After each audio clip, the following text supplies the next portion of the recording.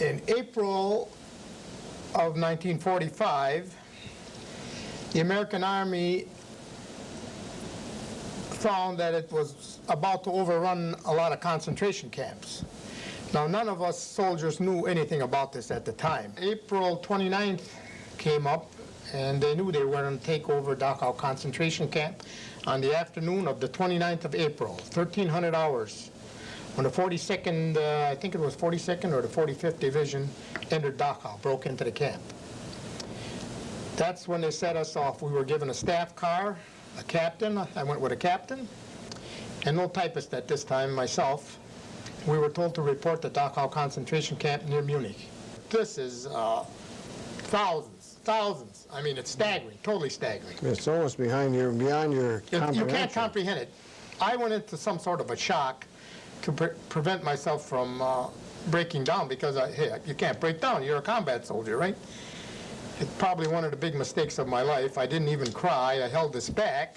Our investigations more or less took place from the area from Heidelberg to the Swiss and Austrian border, a corridor going that way south.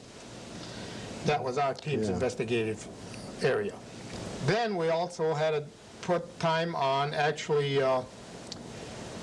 interrogating more serious offenders and relegating them to another trial at a court.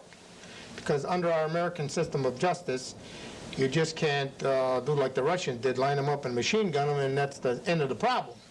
So I went in, and we knocked down the gate, got in, and we went to see the head man, who turned out to be a German medical doctor from the higher echelons. And he was a name of Dr. Hughes, was his name.